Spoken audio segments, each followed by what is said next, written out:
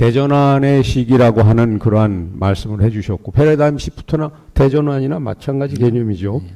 예, 그런 관계에서 이제 공유 성장형 그 대학 그 협력 체제를 구축해야 된다는 것이 굉장히 새로운 개념으로 이렇게 저희 받아들여지게 됐습니다. 하여튼 뭐 재정과 관련된 여러 가지 법률 제정을 통해서 대학이 안고 있는 그런 재정적인 어려움을 해소하겠다 하는 그런 부분도 이렇게 깊이 있게 담겨져 있고요. 또 하나는 이제 평가 체제를 좀 개편해야 된다. 지금 대학에서 굉장히 관심 갖고 있는 여러 사안들이 지금 제시가 되어 있는데요. 자유롭게 그 말씀을 좀 해주시기 바랍니다. 먼저 이익현 모건대 부총장님, 예, 준비되셨나요? 네, 말씀하십시오. 반갑습니다. 모건대학교 부총장으로 있는 이익현입니다. 제가 가깝게. 지난번 서밋, 오늘 서밋에 참가하면서 교육에 관한 문외한으로서 굉장히 많은 것을 배우는 자리가 되는 것 같습니다. 특히 이제 반상진 우리 교수님, 제가 한국법제연구원 원장으로 있을 때 같이 자주 만나 뵀는데 오늘 이 자리에서 또 아주 훌륭한 정책 제안을 해주시는 걸 보고 정말 반가운 자리가 되었습니다. 예, 반갑습니다. 첫 시간에도 그렇고 이번 시간에도 사실 그 모든 방향이 과거였던 지식 중심에서 지혜가 중요하다. 참 공감을 했던 부분입니다. 제가 사실 제가 지금 말씀드리는 것은 상당히 어떤 그 비전문가의 입장에서 말씀드리는 것이 아닌가 이런 그 우려가 있지만은 우선 제 나름대로 들었던 소감을 말씀드리겠습니다. 여러 가지 어떤 교육을 둘러싼 환경 변화에 대해서 우리 반 전 원장님께서는 공유 협력 체제의 를 하나의 어떤 방식 해결책으로 제시를 해 주신 것 같고 그 방향과 목표에 대해서는 저도 굉장히 많이 공감을 하는 이런 부분입니다.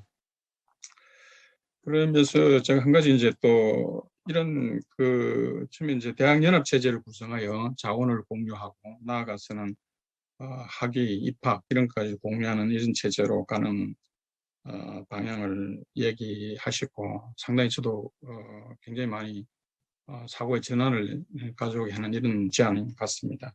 그런데 한 가지 이제 우려하는 것은 제가 우리나라가 이제 로스쿨 제도라는 것을 도입하면서 굉장히 논란을 거쳐가지고 로스쿨이 이제 도입되었습니다. 근데 지금 10여 년이 지나고 난 다음에 로스쿨 현황을 보면은 저희들이 설계했을 때와는 전혀 다른 결과가 나타나고 있고 이건 미국의 로스쿨 제도하고 우리의 로스쿨 제도는 완전히 다르거든요. 예를 들면 미국에서는 수업 시간에 제가 볼 때는 그 교수님들이 항상 말씀하시는 것이 로스쿨은 시험 준비를 하는 것이 아니고 수업 시간에는 배우는 것은 인텔리전스를 배운다. 나중에 변호사 시험은 졸업하고 나가서 쳐라. 근데 우리는 지금 그 시험 준비하는 기간으로 전락되어 버린다는 이런 것이 있다는 거죠. 그래서 우리가 설계를 잘 한다 하더라도 이것을 실제로 작동하게 되는 그 조건들이 무엇인가에 대해서 좀 많이 좀 우리가 연구를 해야 되는 거 아닌가. 그런 부분이 제가 사실 좀 의문이 들었습니다. 그리고 이제 대학 그 재정 지원 체제 얼마든지 저도 공감을 하는 이런 부분입니다. 그리고 이제 법적인 제도 장치를 마련해서 정권이 바뀔 때마다 대학의 근본 이런 정책이 바로 이렇게 변경되지 않도록 지속성을 가지고 있어야 된다는 이런 취지에서 법적 제도 장치를 마련해야 된다 이렇게 이제 말씀하신 것 같은데 저는 이제 법제연구원장을 지내고 법제 분야에서 오랫동안 경험해 본 사람으로서 말씀을 드린다면 법제도의 이 그 근본에는 사회적 컨센서스가 먼저 형성돼야 되기 때문에 이 부분에 대해서 사실은 우리가 여야 간의 교육계와 여야 간의 컨센서스를 좀 형성해야 될 필요성이 있지 않을까 이런 생각이 듭니다. 우리 교육 재정에서는 적어도 이런 정도의 교육 재정에 대한 비율을 마련하자는 이런 사회적 공감대 위에서 법 제도가 형성된다면은 지속성을 있는데 그렇지 못한다면은 다음 정부 들었으면은 얼마든지 법을 바꾸는 것은 쉬운 문제가 되기 때문에 그와 같은 생각을 들었고요. 평가 부분에 대해서는 저도 전적으로 공감을 합니다. 문외한이지만은 짧은 제 소견을 말씀드렸습니다. 감사합니다. 네, 감사합니다. 원장님 바로 답변. 예, 이익현 전 원장님 이렇게 화상으로 뵈니까 더 반갑습니다. 예. 그 원장님 계실 때 저한테 질문해 주시지. 부총장님 계실 때 질문해 주셔가지고 공유 이 협력 체제에 대한 그 사전에 이 작동 조건에 대한 말씀하셨는데요. 이게 현재 이 대학이 갖고 있는 위기적 상황, 몇 개 대학을 제외하고 모든 대학이 갖고 있는 위기적 상황이 이 작동시키는 기본적인 전제 조건이라고 저는 봅니다. 특히 지방 소재 대학 같은 경우에 뭐 위기를 넘어서 지금 뭐 거의 탈진 상태까지 갔기 때문에 뭔가 새로운 형태로 전환되지 않으면 안 되는 그런 상황까지 와 있거든요. 저는 이게 선결 조건이 아닌가 싶습니다. 그걸 돌파구를 우리가 어떻게 찾을 거냐. 지금 모은데 혼자서 뭔가 이 새로운 돌파구를 찾기가 쉽지 않은 그런 상황이지 않습니까? 그리고 실제로 일부 사립대학에서 짭짓기를 지금 시도하고 있습니다. 그게 하나의 새로운 도전의 이 액션들이거든요. 그러니까 국립대학도 마찬가지고요. 그래서 위기다만 얘기가 아니라 위기를 돌파하기 위한 하나의 전략적 과제로 한번 가보자라는 그런 측면이 강하고요. 그런 맥락에서 한번 이거는 가보자는 길이니까 우리 이런 걸 갖고 이제 국민들한테 새로운 공신력을 좀 얻는 게 필요하지 않을까 생각을 합니다. 대학 재정에 대해서는 이제 계속적으로 이제 사회적 컨센서스 말씀을 많이 해주셨거든요, 여태까지. 특히 이제 기재부 쪽에서 이제 그런 얘기를 하고 칸막이에 대한 이 얘기를 많이 해주셨는데, 이 사회적 컨센서스 자체가 이 고등교육재정교훈법 같은 경우는 여야 불문하고 계속 매 국회마다 발의를 했습니다. 그만큼 컨센서스 부분에 대한 문제는 별로 없는 것 같아요. 문제되는 것 같지 않습니다. 문제는 입법부의 의지가 있느냐, 정부의 의지가 있느냐 하는 그런 측면이 강하게 작동되고요. 특히 이번에 코로나 팬데믹 극복하는 그 교육 회복 전략에서도 뭐 다 아시겠지만 미국 같은 경우 엄청난 이 4조 달러 이상의 투입을 하지 않습니까? 그 중에서 교육을 굉장히 많이 투자합니다.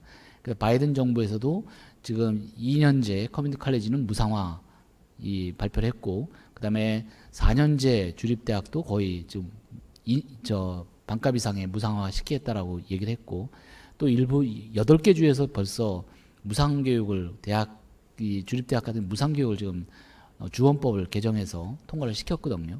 그 정도로 이제 무상 양극화에 대한 부분 때문에 무상교육까지도 치고 나가는 그런 상황이라서 대학 재정을 통해서 학생들의 부담도 줄여주고 대학의 새로운 경쟁을 위해서 뭔가 치고 나갈 수 있는 그런 시대적 상황이다라는 부분에도 국민들이 저는 뭐 더 이상 옛날같이 통폐합 먼저 해라, 뭐 부실대학 없애라 그런 필수고요. 그것만큼 그걸로 다 되는 건 아니기 때문에 저는 컨센서스는 이번 차기 정부 이 대선 후보 과정에서 논의하면 충분히 설득할 수 있다고 저는 봅니다. 예, 감사합니다. 네.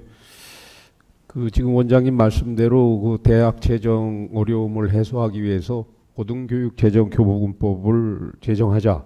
그런 것이 여야 간이 번갈아 가면서 이렇게 발의를 하신 것 같은데요.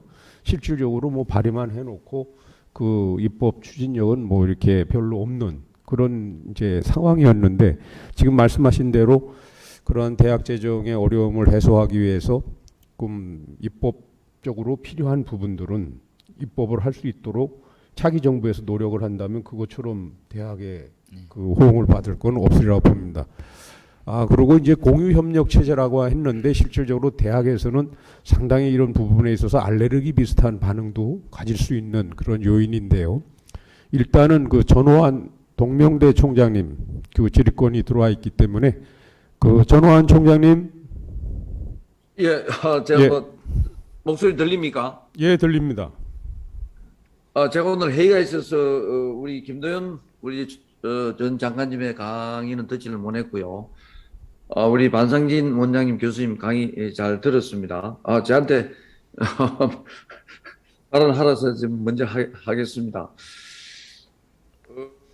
지난주 신문입니까? 대학신문에서 미래교육 핵심만이 답이다. 우리 그 조동선 총장님하고 이기우 전 우리 차관님 아주 솔직한 뭐 교육부를 없애야 된다 이런 과격한 발언까지도 있었는데, 제가 이제 반상진 우리 교수님은 제일 잘 모를 것 같아서 저는 요 직전 부산대학교 총장을 하고 지금 부산에 있는 동명대학교 사립대학으로 자리를 옮겼습니다.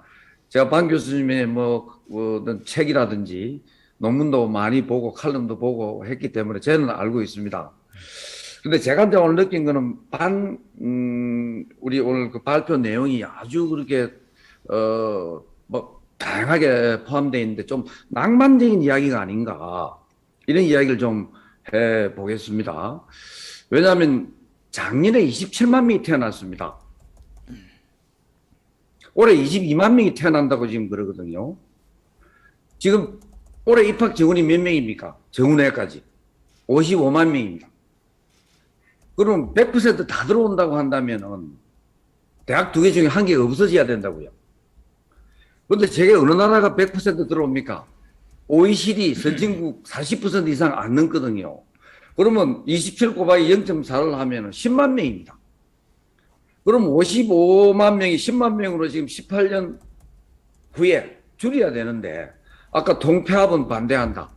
그리고 공유연합대학. 이거 뭐 좋은 이야기입니다. 근데 우리는 지금 뭐냐면, 자, 재정 지원을 획기적으로 확보해보자. 우리나라 지금 대학 그 재정이 절대적인 양이, 경제 규모에 비해서 저는 내가 볼 때는 연구비 포함해가지고 작지 않다고 보거든요. 절대적인 양은. 예. 그래서 이 대학이 10개 중에 8개가 지금 없어져야 될 판에, 거기에 대한 어떤 정부라든지 교육자들이 이 프레임을 방향 제시를 안 해주고, 이 자꾸 이 뭐 대학 체제 대전환인데 공유 성장형 대학 연합 체제 짝짓기 어떻게 해야 되겠습니까? 짝짓기를. 그래서 한계 대학이라든지 도저히 대학으로서의 기능이라든지 없는 경우에는 이게 인기가 없을지 모르겠지만 과감하게 테러를 열어줄 수밖에 없다고요. 학생이 없는데 어떻게 짝짓기를 하죠? 물론 맞습니다. 서울대학이라든지 연구중심 대학으로 가야 되고, 그다음에 교육중심, 그다음에 커뮤니티 칼리지로 가야 되는 거는 우리가 알고 있다고요.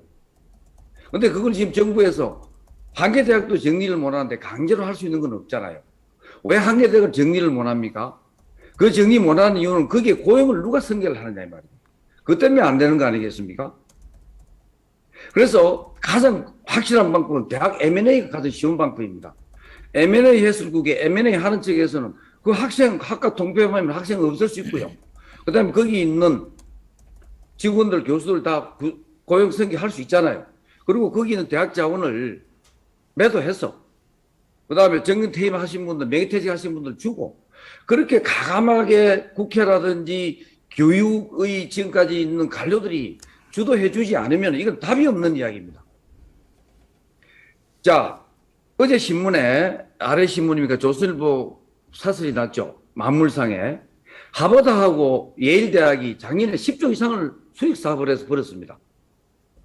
수익사업을 해서 10조 이상 벌었다고요, 한 해. 그런데 등록금이 하버드 대학하고 스탠포드 대학이, 예일 대학이 8천만 원입니다. 우리 서울대학 등록금이 얼마입니까? 600만 원 경쟁이 되겠습니까? 한 해 등록금 600만 원하고 한 해 등록금 8천만 원짜리 하고 대학이 어떻게 경쟁이 되냐, 이 말. 서울대학의 재정이 하버드 대학, 예일 대학의 4분의 1밖에 안 된다고요. 그럼 이 재정을 많이 확충해서 연구중심 대학 키울 대학은 좀 키워주고, 정리할 대학은 정리하자고 해야만이 이 교육을 한 분들이 목소리를 내주셔야 이게 나라의 길이 열리지. 지금 다 같이 살자는 소리인데 학생은 없는데 어떻게 다 같이 살죠? 예. 그래서 제가 조금 저는 일관성 있게 이런 이야기를 합니다. 내 국립대학 거천국립대학 그것도 부산대학 그것도 옛날에 서울대 다음으로 좋은 대학 아니었습니까? 지금 18등이라고요. 전국에서. 거천국립대학도 학생 수를 줄여야 되고요. 왜? 지역에 골고루 대학이 흩어나야 되지 않겠습니까? 서울에 지금 20개, 상위 20개 대학 중에 18개 서울에 있습니다. 이런 나라가 어디냐 이 말이에요. 합계 출산율이 작년에 27만 명 태어났으면 6.25 전쟁 중에도 70만 명 이상 태어났습니다. 우리가 지금 전쟁 중입니까? 왜 우리가 아는 분들이 이 목소리를 왜 못 내느냐 이 말입니다. 지금은 교육 문제에 관한 낭만적인 이야기 할 때가 아니라고 봅니다. 그래서 조금, 박 교수님 제가 뵙지는 않았는데, 정말 방 교수님 같은 분이 이렇게 많은 이야기를 해주시리라는 바란 뜻에서 정말 핵심을 짚고 우리가 구조, 핵심이라는 것은 구조 조정할 수밖에 없잖아요. 다 같이 살자 하자는 것은 죽습니다. 서울대학부터 재정을 더 많이 주서 하버드, 스탠포드 대학 재정 아니면 미국의 주립대학 많지 않습니까? 미시간 대학 재정이 얼마인지 우리 버클리 대학 재정이 얼마인지 비슷하잖아요. 왜 서울대학은 그런 재정을 주자 우리 목소리 왜 못하죠? 그래서 조금 더 우리가 본질적으로 문제의 핵심이 뭔지 데이터를 가지고 미래의 길이 뭔지를 알고 우리가 가이드라인을 대통령 후보들한테도 내놔야 되지. 다 같이 살자 하자 펴기 위한 이런 정책 가지고는 우리 자식들한테 미래도 없고요. 학교 출산율 0.6은요. 세계 2차 세계대전 뭐 아프가니스탄 전쟁 중에도 했습니까? 학교 출산율은 1이 훨씬 넘었습니다. 이런 나라 없습니다. 네, 그래서 제가 좀 가격한 발언이 됐을지 모르겠지만은 정말 우리가 데이터를 가지고 정리할 거는 정리해 주지 않으면은 대학의 해결책이 없습니다. 돈을 얼마나 더 이어야 지금 대학 갈라먹기 해가지고 우리나라가 살겠습니까? 학생이 없는데. 네. 이상입니다. 알겠습니다. 얼마 전까지도 거점 국립대학인 부산대학교 총장님을 하시고 지금 이제 또 동명대학교 총장님을 이렇게 하시고 계시는 전호환 총장님의 말씀이기 때문에 더 울림이 있는 것 같습니다. 어떻게 보면은 이제 대학 현장의 어려움을 바로 지금 이제 실감하시면서 말씀하신 것이라고 생각을 하고요.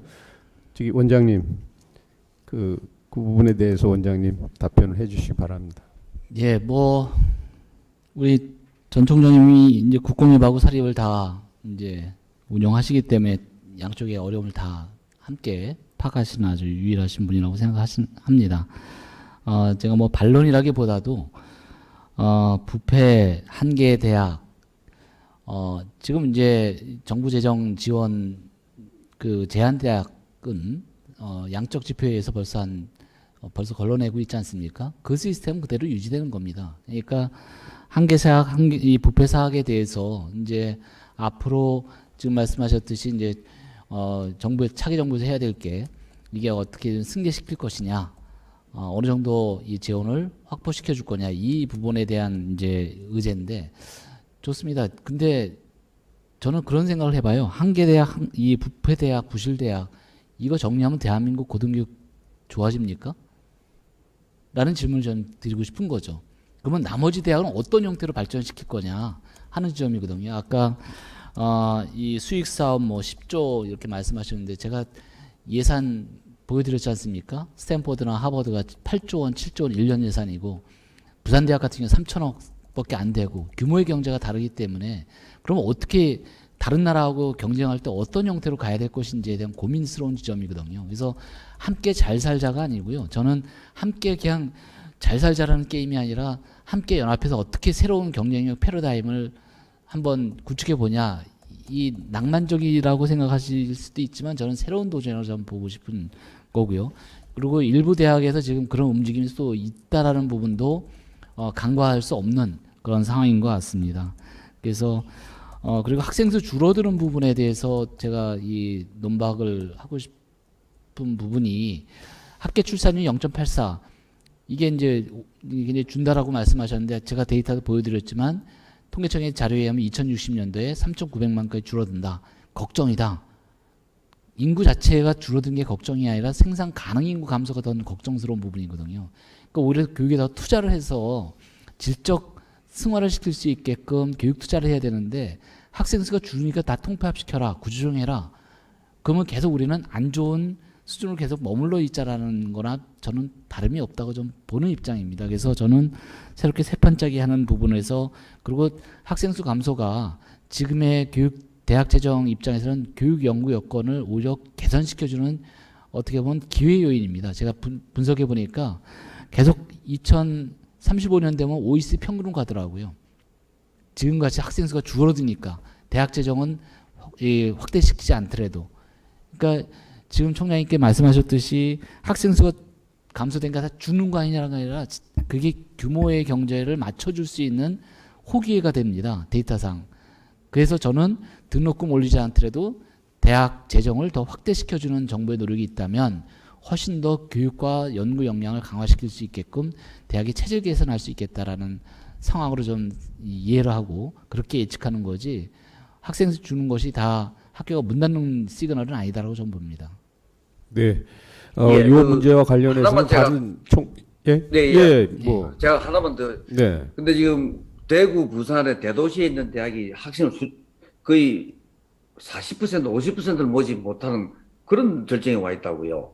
예, 그래서 그걸 얼마만큼 지원을 해야 아까처럼 더 나중에 질적으로 향상이 될지 저는 뭐 기대를 하겠습니다.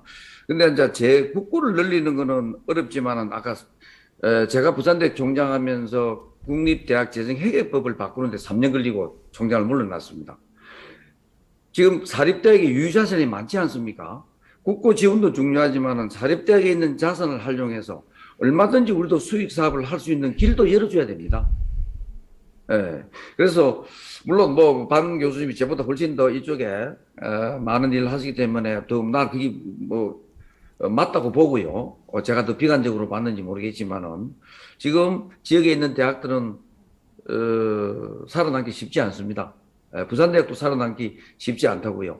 그래서 N분의 1식으로 지금 해가지고는 쉽지 않다는 이야기고 사립대는 마찬가지입니다. 그래서 뭐 다음에 한번 만날 기회 있으면 조금 더 허심탄회하게 네. 제가 이야기를 드리기로 하고 오늘 제가 너무 조금 과격한 발언을 해서 좀 양해를 구하겠습니다. 아닙니다. 예, 지금 우리 전호환 총장님 말씀하신 그런 걱정을 다른 총장님들도 많이 하시리라고 보고요. 또 전호환 총장님과 같은 지금 길을 걸으시는 우송대학의 그 오덕순 총장님께서 또 질의를 신청해 오셨습니다. 뭐 오 총장님도 바로 직전에 이제 충남대학교 총장님을 하시고 지금 이제 우송정보대를 맡고 계시기 때문에요. 오 총장님,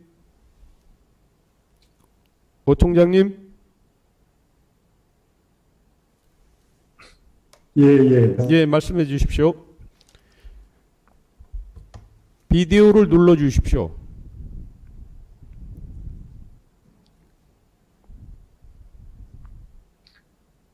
충청도라서 좀 느립니다. 아, 예, 나옵니다. 의견들 안 되지? 네, 나오나요? 말씀하십시오. 예. 제가 이제 뭐 솔직히 말씀드리면 국립대학 총장 할 때 하고 우송대학에 지금 와서 지역 사립대학 총장 할 때의 어떤 위기의식이나 시각에는 많은 차이가 있었습니다. 근데 근본적으로 저는 우리 반 원장님의 의견에 동의하고 결국은 인적 자원이라고 그러는 게 미래 자원이고 국가의 경쟁력이나 지역 경쟁력을 장기적으로 가질 수 있는 자원인 거지요. 기업보다도 훨씬 더 중요한 자원인데 이 자원에 대한 올바른 이해가 정부나 혹은 지역 주민이나 정치가들에게 없는 거죠. 특히 지역대학의 경우에 지역대학의 경쟁력이 살아야지 지역의 혁신 우수 인재가 육성이 되고 지역의 산업을 살릴 수 있고 생태가 돌아가는데 지금 현재처럼 이렇게 되다가는 결국은 단기적인 조정 역할에서 그 대학들이 속수무책으로 넘어가면 결국은 모든 것이 다 지난번 토론 때 말씀 올렸듯이 잠깐 동안에 풀앤푸시 이펙트 때문에 그렇지 않아도 서울로 올라가고 하던 모든 요인들이 전부 다 수도권에 뺏겨서 지방이 비워지는 현상이 나타나는데 그것을 대학이 선도적으로 체험하는 것은 이건 심각하다. 따라서 결국은 지역대학, 지방대학을 살리는 문제는 미래 전략이고 인적 자원, 국가 혁신 자원의 투자 관점에서 반드시 해야 된다. 이런 관점이고요.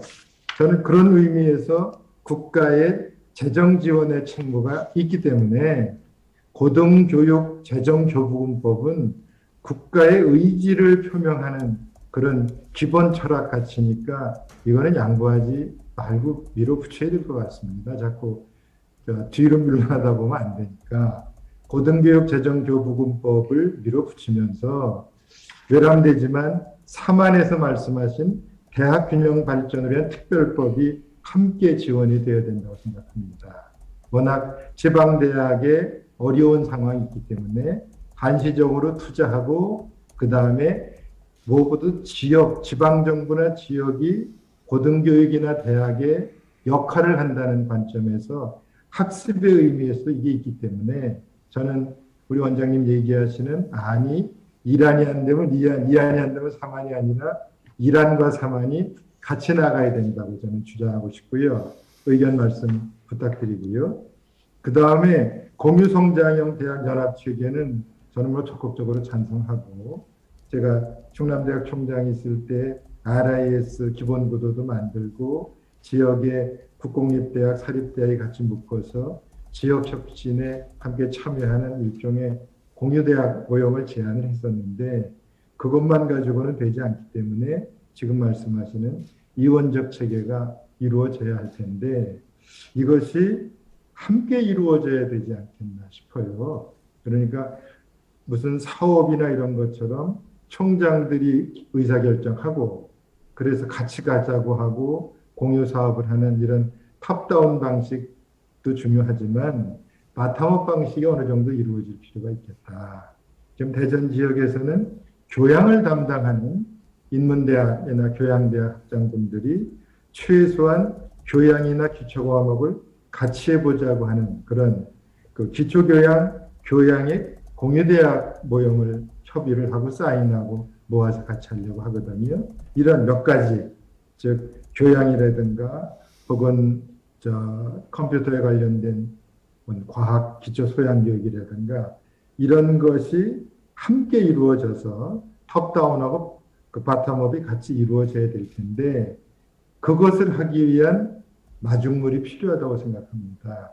그런데 이 마중물이 아까 원장님이 말씀하셨던 그런 미리 그것을 할 수 있는 여건의 특수 목적 지원에 사업비 지원을 하고 그 지원에 의해서 자연스럽게 가서 짝짓기를 할 수 있도록 이것이 함께 이루어지면 이것이 유야무야 되지 않고 같이 갈 수 있겠고 RIS와 이것이 같이 합쳐지는 방안에는 적극적으로 찬성을 하고 특히나 우성대학에 와보니까 글로벌 공유대학 사업을 하고 있더라고요, 벌써요.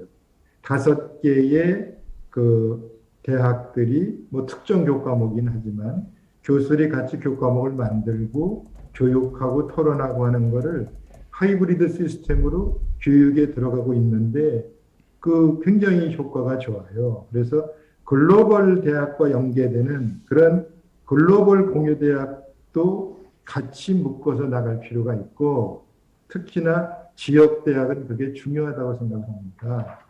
인원이 아무것도 아니지만 크리티컬 매스가 있어야 되거든요. 그러니까 대학이 굴러가기 위해서는 지금 외국 학생들을 어느 정도 활용하고 교육 프로그램을 끌어가야 되기 때문에 그런 것도 다음 단계가 아니라 요번에 단계로 같이 끌어서 몇 가지의 모형을 가지고 원장님께서 말씀하셨던 그런 특수목적 지원의 사업을 한번 시작해 보면 이러한 공유성장형 대학연합체계가 어느 정도 단계적으로 될 수 있지 않겠나 이런 생각이 들고요.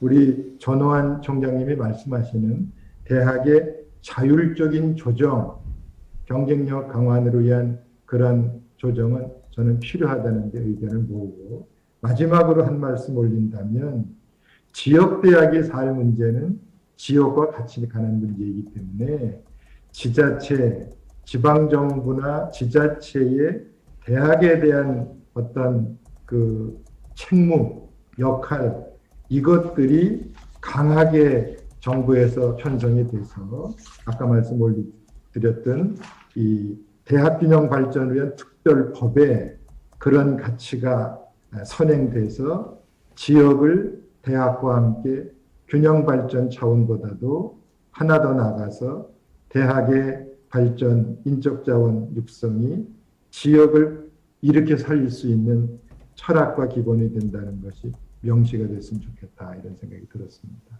너무 네. 길게 얘기해서 죄송합니다. 아니요. 정리되셨죠? 네. 바로 말씀 주시죠. 예. 뭐 제가 좀 더 전략적으로 보완할 사항들을 말씀해 주셔가지고 그 점에서 저도 유념해서 전략적으로 좀 접근하도록 하겠습니다. 재정 지원에 대해서 이제 우리가 칸막이 형태로 법제화 시키자라고 하고 재정 지원이 이제 국민들한테 얼마큼 설득력이 있게 할 거냐 컨센서스 아까 말씀하셨듯이 그런 부분이 이제 좀 고민스러운 지점이 없지 않아 있습니다만 이건 어차피 정부가 해야 될 일이고 입법화되는 과정에서 이 국회 권력이 작동되면 전 된다고 봅니다. 그리고 이거는 여야 불문하고 그 필요성이 지금은 지방대가 죽음으로 인해서 더욱더 그런 위기적 상황에 대한 국회의원들 정부에서도 굉장히 관심을 갖고 있는 그런 영역이라서요. 저는 차기 정부에서는 좀 긍정적으로 좀 보고 싶은 그런 맥락이고요. 그리고 대학 재정 지원하면은 좀 나아질 거냐라고 하는 질문들을 많이 하시는데 제가 항상 사례를 얘기하지만 좀 대전에 카이스트 있지 않습니까? 광주과기원이 있고요. 울산과기대 있고요. 이제 물론 사이언스 하는 이런 대학들이고 규모도 포항공대도 그렇고요. 사립대학이지만 다 지방에 있지만 다들 지역에 있다라는 이유 때문에 지잡대가 된 게 아니라 그만큼 재정 지원하면 좋은 대학 만들지 않습니까? 그냥 고등교육 재정교부법에 그것만 성안이 된다면 그 정도 예산을 지금 확보할 수 있는 규모거든요. 그러니까 이 웬만한 국립대학 1인 학생 수 저 교육비가 1,800만 원 정도인데 서울대학이 4,400만 원입니다. 그러니까 교분법만 확보가 된다면 이 국립대학도 이제 서울대 못지않게 4,400만 원 정도 확보할 수 있는 규모가 되는 거고요. 사립대학도 지금 대학마다 차이가 있지만 2,500만 원 이상에 지원할 수 있는 법적 장치의 의미이기 때문에 이거는 차기 정부의 한 목소리로 우리 총장님들이 좀 제도화시키자 이렇게 말씀해 주시는 게 어떨까 싶고요. 그다음에 공유 성장형 RIS 뭐 이거는 저는 같이 자원 공유의 차원에서 이제 해야 될 하나의 그 방향이 아닌가 생각하는데 이걸 사업으로 한다면 이건 사업 문제가 있습니다. 왜냐하면 정권 바뀌면 이게 문제가 되기 때문에요. 그러니까 저는 이것도 이번에 고등교육법 개정이라든지 또 국립대학법 또 이 사립대학법 이런 제정을 통해서 이걸 법적 근거에 의해서 이런 시스템 제도 개선을 하자라는 게 제 취지라서 이것도 총장님들이 공감하신다면 제도화시킨데 한 목소리 해주시는 게 어떨까 싶은 생각이 듭니다. 예, 감사합니다. 네. 오늘 그 반상진 전 원장님의 그러한 말씀은 지금 우리 그 고등 교육 차원에서 대학들이 직면하고 있는 그런 문제를 해결하는 한 방안으로서 이렇게 제시한 걸로 보면 되겠습니다. 그러나 이제 반상진 원장님이 말씀하신 그 무게감이 일반적인 교수들하고는 조금 더 다르기 때문에 우리 총장님들이 또 거기서 구체적인 제안이 있었던 것 같습니다. 그 대강 지금 이 세션과 관련해서는 질의를 여기서 마치도록 하고요. 그 우리 반상진 원장님 수고하셨습니다. 박수로 우리 반상진 원장님.